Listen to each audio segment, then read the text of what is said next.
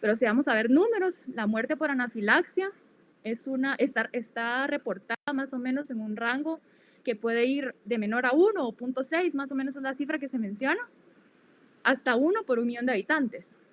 Entonces, números, en realidad no es un número que llame mucho la atención, pero algo súper importante de tener en mente es que es una reacción que cuando conduce a la mortalidad es realmente impredecible el poder saber la progresión que va a tener los síntomas. Entonces, algo súper importante es que en la mayoría de los casos el riesgo de esta mortalidad se va a reducir a través de un diagnóstico y un tratamiento que se instituya de forma precoz. En cuanto a la epidemiología, las cifras probablemente están subestimadas por temas de infradiagnóstico, por variabilidad en las definiciones, por variabilidad en los criterios diagnósticos, pero lo que está publicado es que ronda más o menos de entre 50 a 102 episodios por 100.000 personas al año. Y que la prevalencia a lo largo de la vida de anafilaxia puede estar entre 1.6 al 5%, con variaciones dependiendo de también esto, ¿verdad? De las definiciones utilizadas, de la metodología de los estudios y de la región geográfica en donde nos encontramos. Esta gráfica es simplemente para ejemplificar que esta patología o esta entidad es una entidad que va en aumento y que en los últimos años se describe una mayor incidencia de casos de anafilaxia. Este es un estudio realizado en diferentes departamentos de emergencia de los Estados Unidos durante un periodo de 10 años, en donde se incluyeron 56.212 visitas por este motivo, por anafilaxia. Ellos dicen que más o menos en el 60% de sus casos no encontraron un desencadenante, en casi el 30% era causa de alimentos, en el 12% por fármacos y en casi el 5% por veneno de insectos. Lo que llama la atención de esta gráfica es que en el 2005 más o menos la ocurrencia era de 14 episodios por 100.000 y que si nos vamos al 2014, al finalizar el estudio, se produjo un incremento, se duplicó a 28.6 por 100.000 pacientes incluidos. Ya centrándonos en la alergia alimentaria, vemos que existe una tendencia también al aumento. Este estudio también es realizado en los Estados Unidos, es multicéntrico, y en este estudio solo se incluyeron niños, y vemos que las visitas de urgencias del 2005 al 2014 también tienen una tendencia al aumento que es bastante importante, sobre todo para el caso de la manía, las anafilaxias donde no se encontró ningún desencadenante, los frutos secos y vegetales y frutas. También hay datos de Europa, hay un registro europeo de anafilaxia, que es un estudio que se hizo en diversos centros europeos, incluido solo niños y adolescentes, y en este estudio lo interesante es que casi el 80% de los casos se produjeron en menores de 12 años y más o menos en el 23% de los pacientes estaban dentro del periodo de la adolescencia.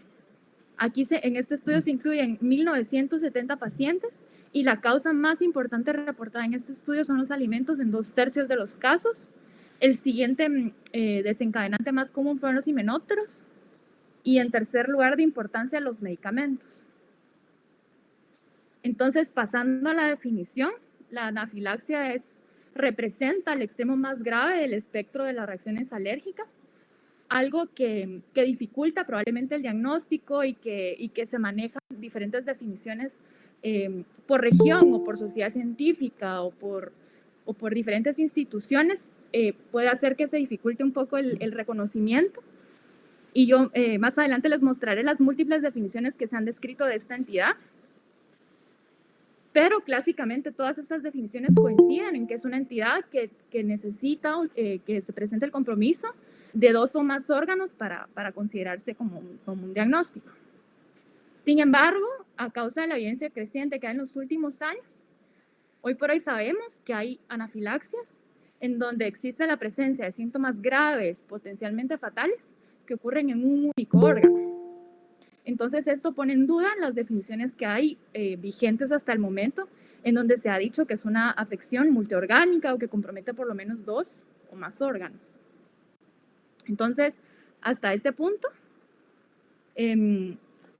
lo que se ha manejado es esto, ¿verdad? Que es una entidad que afecta a diferentes órganos y recientemente empieza a ponerse en duda esta definición y los criterios clínicos para anafilaxia como resultado de los estudios observacionales prospectivos o retrospectivos en donde se han investigado las diferentes presentaciones clínicas de los pacientes con este tipo de reacciones.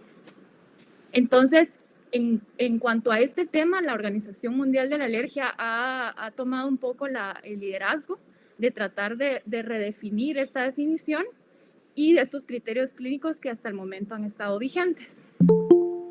Nada más para manera de ejemplo, para que ustedes vean las diferentes definiciones que hay por las diferentes organizaciones, tanto la Organización Mundial de la Alergia como la Academia Europea, la Americana, la Australiana, el Instituto de Alergia y Enfermedades Infecciosas de Estados Unidos y la Organización Mundial de la Salud, todas en general coinciden en que la anafilaxia es una reacción grave, que es potencialmente amenazante de la vida, y no solo eso, sino que también es una reacción en la que se produce compromiso de más de un órgano o sistémica. Entonces, hasta este punto, la mayoría de definiciones han descrito la anafilaxia como una reacción potencialmente mortal, pero si vamos a la literatura y a lo que está reportado, nos damos cuenta que los eventos de mortalidad o de fatalidad, de casi fatalidad, son raros. Y esto es raro aún en contexto de un tratamiento inadecuado. Entonces, viéndolo así objetivamente, tomando en cuenta las cifras que hay reportadas de esto, es difícil decir hoy por hoy que la mayoría de reacciones de anafilaxia se tengan que describir como potencialmente fatales. En realidad no podrían describirse como potencialmente fatales. Pero esta guía de la Organización Mundial de la Salud del 2020, que es este grupo de trabajo de la anafilaxia, ha tratado de tomar el liderazgo y de enfatizar en el tratamiento precoz de la anafilaxia, porque realmente no hay una forma de predecir la progresión de la reacción. Y entonces ellos enfatizan en esta guía que el tratamiento de todas las reacciones anafilácticas debe de realizarse con adrenalina intramuscular y esto orientado a reducir el riesgo de mortalidad. Entonces, ellos en esta guía proponen una nueva definición que es definir a la anafilaxia como una reacción de hipersensibilidad sistémica grave que generalmente es de inicio súbito, y ahora ya no dejan esta definición de decir es potencialmente mortal o es amenazante de la vida, sino dejan como definición puede causar la muerte. Además, describen a la anafilaxia grave como un compromiso respiratorio y o circulatorio potencialmente mortal que puede ocurrir sin los hallazgos típicos en piel o sin la presencia de choque circulatorio. Esto lo mencionaré más adelante, por qué esto de sin los hallazgos típicos en piel cuando hablemos de la presentación clínica. Entonces, como vemos en esta gráfica, la anafilaxia se encuentra, ¿verdad?, dentro del espectro más grave de las reacciones de hipersensibilidad. Estaría ubicada aquí. Al contrario de las reacciones que son localizadas o una reacción alérgica generalizada, como este niño, donde vemos que tiene una urticaria con un angioedema, pero sin presentar síntomas de mayor gravedad que podrían incluirse dentro de la definición de anafilaxia. Entonces, pasando a los criterios diagnósticos, hasta este punto están vigentes los criterios diagnósticos propuestos por el Instituto Nacional de Alergia y Enfermedades Infecciosas en el 2005. En estos, lo que se proponía para categorizar como anafilaxia es el cumplir al menos uno de los tres. El criterio número 1 es el inicio agudo, ya sea en minutos o horas, de un síndrome que puede afectar lo clásico, ¿verdad?, la piel y mucosas, y al menos uno de los siguientes, que sería o el compromiso en el árbol respiratorio o el compromiso cardiovascular documentado a través de la disminución de la tensión arterial o de síntomas asociados a disfunción orgánica. El criterio número 2 sería la presencia de 2 o más signos que se producen de forma rápida después de estar expuesto a un alergeno potencial para un paciente.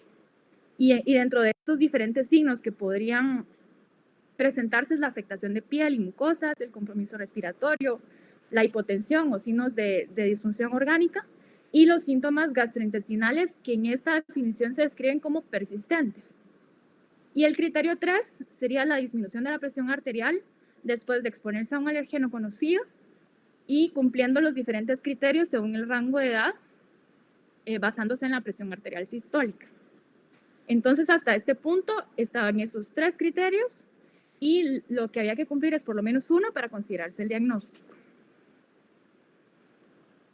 Pero recientemente en esta guía de la Organización Mundial de la Salud en el 2020 se propone una simplificación de los criterios con la finalidad de facilitar el diagnóstico y el reconocimiento precoz de la anafilaxia y para poder instaurar un tratamiento de forma rápida y reducir la mortalidad. Entonces ellos proponen ahora ya no son 3, sino 2, que se cumpla uno de los 2 para poder hacer el diagnóstico. El criterio número 1 es el inicio agudo de una enfermedad. Aquí cambia un poco la definición porque ponen minutos a varias horas con involucro de la piel, el tejido mucoso o ambos, es decir, la presentación clínica típica, ¿verdad? De urticaria generalizada, prurito, eritema o edema en la vía aérea superior. Y por lo menos uno de los siguientes, que sería o compromiso respiratorio o compromiso circulatorio o síntomas gastrointestinales que se cambia en comparación a los criterios pasados por graves en vez de persistentes. Sobre todo aquellos síntomas gastrointestinales que se producen después de exposición a alergenos que no son de origen alimentario, como por ejemplo un fármaco. Y el segundo criterio sería el inicio agudo de hipotensión o el inicio agudo de broncoespasmo o de involucro laríngeo después de la exposición a un alergeno o ya sea conocido o altamente probable para un paciente. Y esto, ellos hacen la aclaración aquí en este criterio, que esto puede ser diagnóstico aún en la ausencia de un involucro cutáneo típico. Definen diferentes rangos también de la presión arterial según el grupo de edad y en este caso es importante el que no tener en cuenta que tenga que estar presentes los síntomas cutáneos para poder hacer el diagnóstico. Entonces, pasando a la presentación clínica, algo que ha hecho el proponer esta redefinición y estos nuevos criterios es porque en los estudios se ha publicado que los síntomas cutáneos pueden estar ausentes más o menos entre el 10 y el 20% de los casos de las reacciones anafilácticas. Y sobre todo en aquellos pacientes que se han muerto, que han tenido un desenlace casi fatal, este tipo de presentación es la que es más frecuente en ese grupo.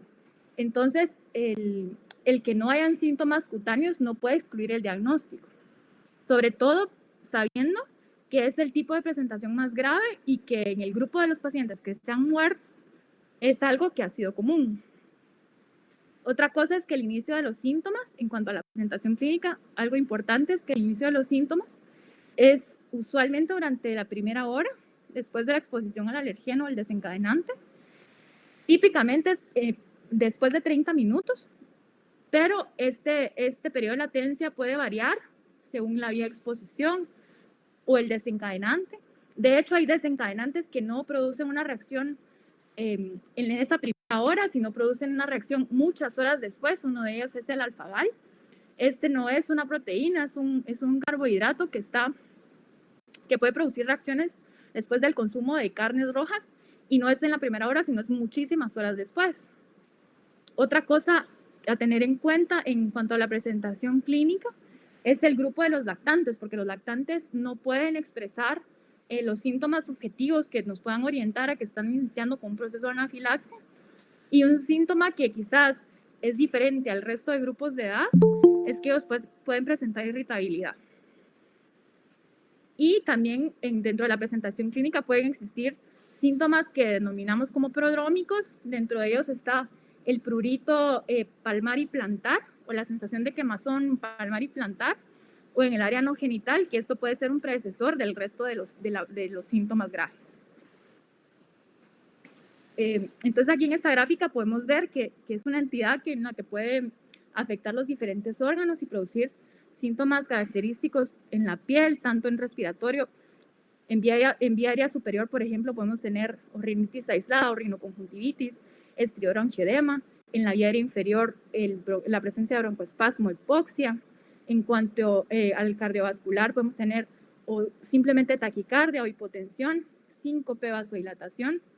En lo digestivo, en el aparato digestivo, la presencia de náusea, vómitos, el dolor abdominal, que según los criterios actuales sería un dolor abdominal que sea grave, que modifique la postura del niño o que haga que el niño esté postrado, por ejemplo, o una diarrea de forma inmediata persistente. Y en cuanto a lo neurológico, podría haber alteración de la conciencia, cefalea, hipotonía, etcétera, etcétera. Entonces, pasando un poco a la etiopatogenia, en la anafilaxia existen diferentes mecanismos subyacentes que pueden desencadenar una reacción de este tipo, y lo más común y lo clásico es el mecanismo subyacente mediado por inmunoglobulina E. En este, lo clásico es que se produzca una interacción de un alergeno, que más frecuentemente es una proteína, con el complejo de IgE específica a ese alergeno y el receptor de alta afinidad que se encuentra en las células efectoras, que serían en este caso los mastocitos y los basófilos. Todo esto empieza una cascada de señalización intracelular que va a resultar en la liberación de los diferentes mediadores, histamina, triptasa, factor activador plaquetario, entre otros, que son los responsables de todas estas manifestaciones clínicas características que vemos en la anafilaxia. Entonces, dentro de las etiologías dependientes de IgE por mecanismo inmunológico, las más importantes son las que se ven en esta gráfica, y según también las costumbres culturales de la zona geográfica en la que se esté. Pero los principales son huevo, la manía, la soya, semillas como el sésamo, los frutos secos, las frutas, la leche, los mariscos y el pescado. En cuanto a los medicamentos, los desencadenantes más relevantes y los más frecuentemente reportados son los antibióticos betalactámicos, también los antiinflamatorios no esteroideos, y recientemente que se usan agentes biológicos, también se han descrito reacciones de anafilaxia en el contexto de la administración de agentes biológicos. Otros desencadenantes que podrían desencadenar la anafilaxia por este tipo de mecanismo podrían ser el látex, el veneno de insectos, medios de radiocontraste, o alérgenos ocupacionales como el látex o, por ejemplo, la clorexidina. Otro mecanismo que podría ser responsable de este tipo de reacciones es el no IgE mediado, y dentro de este mecanismo, que es independiente de la inmunoglobulina E, tenemos dos diferentes vías, una que podría ser por procesos inmunológicos y la otra que es por procesos no inmunológicos. Dentro de los inmunológicos se ha descrito una activación directa del complemento, o se ha propuesto también como un mecanismo el que está mediado por la inmunoglobulina G. Este se ha estudiado mejor en ratones, y en humanos pues está pendiente de confirmarse realmente que la inmunoglobulina G sea la que media este tipo de presentación, pero se ha descrito, por ejemplo, la administración de anticuerpos monoclonales sin previa sensibilización, en donde se produce una reacción anafiláctica que no es mediada por IgE a este mecanismo como el posible causante de ese tipo de reacciones. Y también tenemos reacciones no inmunológicas con activación directa de las células efectoras, sobre todo los mastocitos. Esta proteína, que es una proteína relacionada a los mastocitos acoplada a proteína G, esta se ha descrito en reacciones con bloqueantes neuromusculares y con medicamentos del grupo de las fluoroquinolonas. También por activación directa de los mastocitos a través de un mecanismo no inmunológico, se ha descrito como etiología el uso de algunos medicamentos como los opioides o factores físicos como el ejercicio o el frío, por ejemplo. Entonces, puede también pasar en situaciones en las que no encontramos un desencadenante, y en este caso la anafilaxia llevará la etiqueta idiopática, y los reportes indican que más o menos esto puede pasar entre un 6.5 a un 35% de los casos. En este contexto, lo que está sugerido en la literatura es descartar patologías de los mastocitos o considerar alergenos que son no reconocidos previamente o que son difíciles de estudiar por las características propias de las proteínas de los alergenos. En cuanto a los desencadenantes, tener en cuenta que existen variaciones según la edad, según el área geográfica. El estudio de los desencadenantes, centrándonos específicamente en las pruebas de alergia, estas deben ser orientadas según la historia clínica y también tomar en cuenta los factores locales del sitio en donde están ocurriendo las reacciones. Y generalmente lo que se describe de forma general es que lo más común es o que sea alimentario, o que sea por veneno de insectos o fármacos. También en la anafilaxia hay cosas que pueden alterar la gravedad o amplificar una reacción anafiláctica, y esto puede, en estos factores pueden enumerarse, por ejemplo, el tipo de desencadenante, la dosis, la presencia de diferentes cofactores que pueden amplificar la reacción. Centrándonos en factores relacionados a la edad, el grupo de los infantes es de especial riesgo por el tema del reconocimiento de los síntomas. Después tenemos el grupo de adolescentes y adultos jóvenes, sobre todo porque este es un grupo en el que hay un incremento de las conductas de alto riesgo, lo que podría hacer que la anafilaxia sea un poco más grave. También las pacientes que se encuentran en trabajo de parto, o en los ancianos se ha descrito que tienen un riesgo incrementado de fatalidad cuando las reacciones son secundarias a medicamentos o cuando son secundarias a veneno de insectos. Otra cosa que hay que tener en cuenta para evaluar el riesgo de la anafilaxia, de que sea una presentación más grave, son las enfermedades concomitantes que tenga el paciente, por ejemplo, la rinitis alérgica, el asma u otras enfermedades respiratorias. Las comorbilidades psiquiátricas también son un factor que puede empeorar la presentación. Las enfermedades cardiovasculares y los desórdenes de células mastocitarias o mastocitosis. También otras cosas que pueden alterar el curso de una anafilaxia son los medicamentos que el paciente esté tomando, como por ejemplo los betabloqueantes, los inhibidores de la IECA o los AINES. En los primeros dos se ha descrito que pueden interferir en la respuesta al tratamiento con adrenalina y también que se asocian a una presentación más grave que no se sabe exactamente por qué mecanismo. Y en cuanto a los AINES, lo que se ha descrito es que se cree que pueden incrementar la permeabilidad intestinal y facilitar la absorción del alergeno y hacer que esto tenga una presentación más significativa. Y otros factores que pueden influir es el uso de drogas recreacionales o etanol, también porque incrementan la severidad o porque podrían afectar el reconocimiento de los síntomas o del desencadenante propio de la anafilaxia. Y otros factores que pueden amplificar la presentación de la anafilaxia, el clásico es el ejercicio, ¿verdad? Hay entidades en donde no se presenta una anafilaxia a menos que se una un alimento con la actividad física. También las infecciones, el estrés emocional, la alteración de la rutina, o en las mujeres, el estado premenstrual. Ya pasando al diagnóstico, el diagnóstico es eminentemente clínico, basado en la historia clínica y en criterios. Al momento tenemos falta de herramientas diagnósticas que sean el estándar de oro para diagnosticar una anafilaxia, y las guías sugieren la medición de triptasa no para en el momento agudo, ¿verdad?, sino para confirmar el diagnóstico. Jamás la medición de la triptasa tiene que retrasar el administrar la adrenalina de forma precoz. Lo que se sabe hasta este momento es que los medicamentos desencadenan respuestas más importantes de la triptasa y se sugiere su uso especialmente en el contexto de reacciones idiopáticas, cuando ha sido secundario a medicamentos, en el contexto de una reacción perioperatoria o cuando ha sido desencadenada por himenópteros. El valor normal de triptasa en la población es por debajo de 11.4 nanogramos por mililitro. Lo que dicen los estudios es que tiene una alta especificidad, pero una baja sensibilidad, y se sugiere hacer por lo menos 2 determinaciones en un periodo de la primera entre los 30 y los 120 minutos y la segunda los 24 horas. Y más recientemente se ha propuesto el realizar esta fórmula para comparar la triptasa basal con la triptasa en el momento pico, y si se obtiene un valor superior a lo que dice la fórmula, entonces también se puede hacer diagnóstico, aún si el valor de la triptasa no es por encima de los 11.4 nanogramos por mililitro. Algo importante a tener en cuenta son los diferentes diagnósticos diferenciales que pueden presentarse similar a la anafilaxia.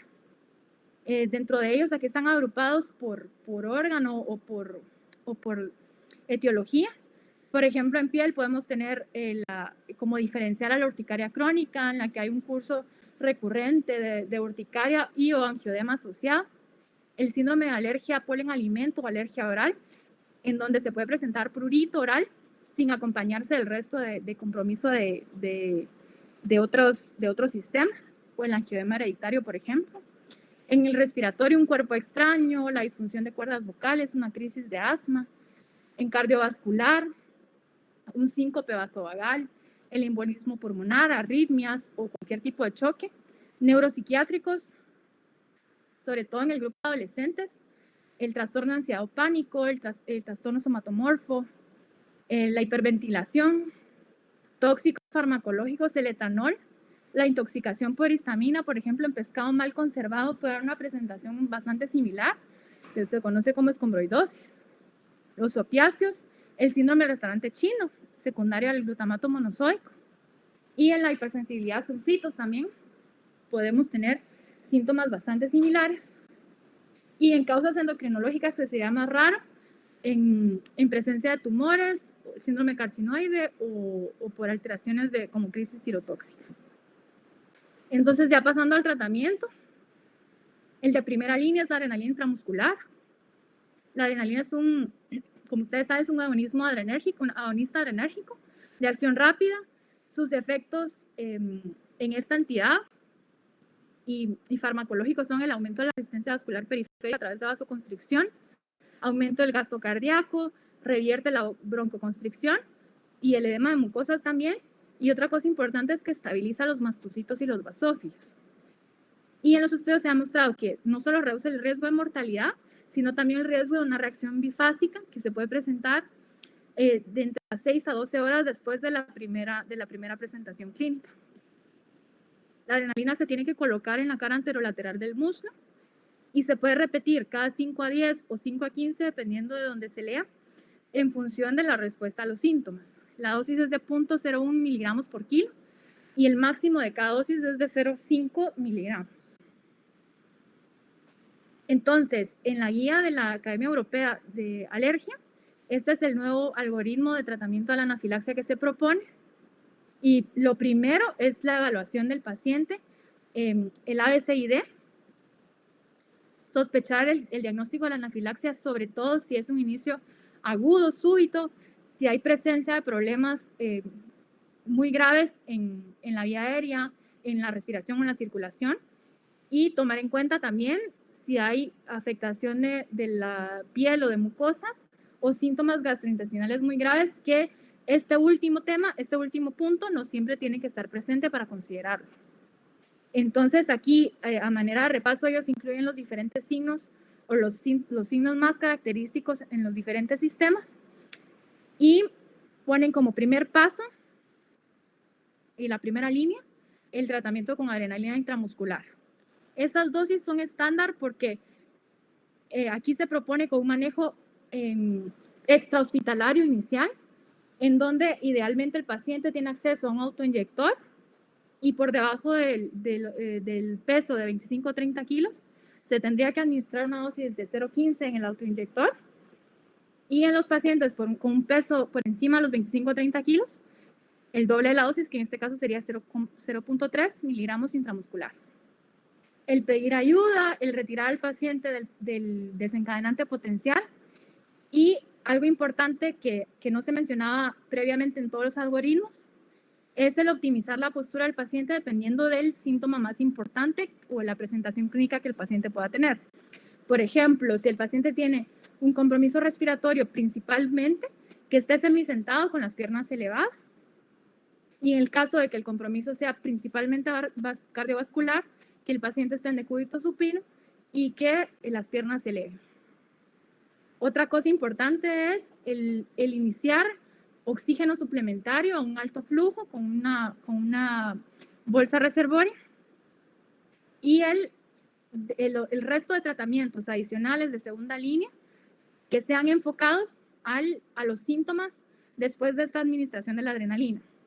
En el caso de presencia de síntomas respiratorios graves o circulatorios, el administrar un bolus de cristalloide, que es lo que se sugiere en los menores de 25 o 30 kilos. Antes decían 20 mililitros por kilo, ahora proponen 10 mililitros por kilo y máximo 500 por bolus, y repetir en función de la respuesta. Y en los adultos o niños mayores de 25 a 30 kilos, dar un bolus de 500 mililitros intravenoso y repetir en función de la respuesta. Si, por ejemplo, la presentación clínica es de estridor o predomina el estridor después de la adrenalina, se puede hacer una nebulización con adrenalina como suplemento a la adrenalina intramuscular, y lo que se sugiere de dosis es 1 miligramo, una preparación en 4 mililitros de solución salina isotónica. Y si, por ejemplo, lo que se presenta predominantemente es la presencia de sibilancias o de broncoespasmo, el utilizar un beta-2-agonista nebulizado, ya sea nebulizado o usar un MDI con una aerocámara o con espaciador. Y estas dosis, ¿verdad? Si es un adulto o un niño escolar, nebulizar 5 miligramos o aplicar 600 microgramos de MDI. O en el preescolar, 2.5 miligramos de salbutamol o 400 microgramos de MDI. Y el siguiente paso sería, si no hay respuesta en 5 a 10 minutos, repetir nuevamente la adrenalina intramuscular y también hacer una reposición de fluidos endovenosos. Aquí se sugiere en esta guía, en este algoritmo, que si hay compromiso respiratorio o circulatorio, a pesar de 2 dosis de adrenalina intramuscular y de fluidos endovenosos, pues contactar con el equipo de emergencia, el equipo de cuidado crítico, para poder instaurar un tratamiento avanzado que incluya ya poner una infusión de adrenalina continua. Y obviamente si el resultado es un arresto cardíaco, seguir las guías apropiadas para pediatría en arresto cardíaco. Monitorizar siempre el estado cerebral, la oximetría de pulso, la presión arterial y el electrocardiograma ya en este punto. Y cuando el paciente esté estabilizado, ellos sugieren lo de apoyarse en la triptasa y tomar decisiones en función del tiempo de observación que va a estar el paciente, que esto lo toco más adelante. Entonces, si ustedes ven en este algoritmo, aquí no hay mención hasta este punto de antihistamínicos ni corticoides tampoco, porque lo que se quiere es el poner en evidencia que el tratamiento de primera línea es la adrenalina y que si no hay respuesta es adrenalina. El tratamiento de soporte, que sería el oxígeno y los fluidos, y el utilizar un beta-2-agonista o la adrenalina nebulizada en función de la presentación clínica. Y entonces, más adelante, cuando ya se ha hecho todo este tratamiento agudo y el paciente esté estabilizado, el considerar otros tratamientos adicionales como podría ser el antihistamínico y los esteroides.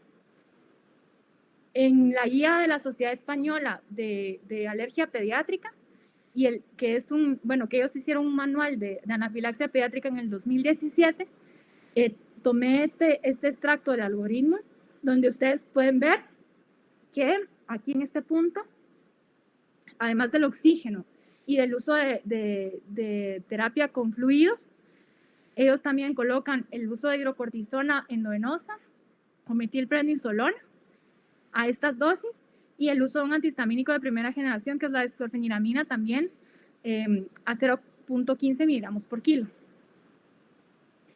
Actualmente, en las últimas guías, tanto en la Organización Mundial de la Alergia como la europea, no sugieren ninguna dosis ni tampoco mencionan preferencia por ningún esteroide en el tratamiento agudo de la anafilaxia. Enfatizan el tratamiento de adrenalina. Y en cuanto al antihistamínico y en cuanto al esteroide, mencionan del antihistamínico la utilidad para aliviar los síntomas cutáneos y el edema y la sensación de prurito en el paciente. Y no hacen mención si se prefieren los de primera o de segunda generación, aunque en la actualidad sabemos que el antihistamínico de segunda generación es mucho más seguro, tiene un perfil de seguridad mucho más amplio. La diferencia es que la única vía de administración es la oral.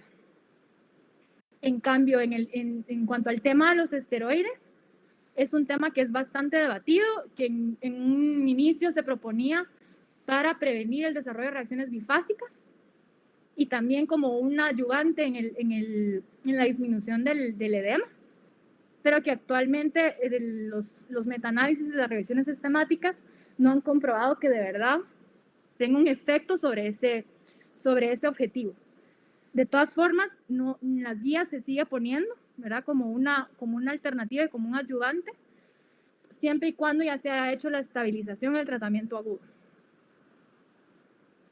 En cuanto al manejo posterior del paciente con anafilaxia, es importante observar en función de la presentación clínica prominente del paciente. Por ejemplo, si hubo compromiso respiratorio, una observación de 8 horas se cree que es prudente, y en un paciente con hipotensión, prolongar la observación hasta 24 horas, también eso adecuadamente monitorizado. El prescribir adrenalina después de un evento de anafilaxia es importante también, que el paciente no puede ser dado de alta sin que tenga una prescripción de adrenalina, sin que se haya evaluado el riesgo futuro que puede tener ese paciente de futuras reacciones. El paciente tiene que ir y su familia tiene que irse con un plan educacional y habérsele explicado cómo reconocer los síntomas característicos de la anafilaxia, las medidas de evitación del posible desencadenante, ser evaluado por un especialista de alergología y idealmente que cuando se vaya lleve un plan escrito individualizado de qué hacer en caso de tener una nueva reacción. Y ya para finalizar, muchas gracias a todos por su atención.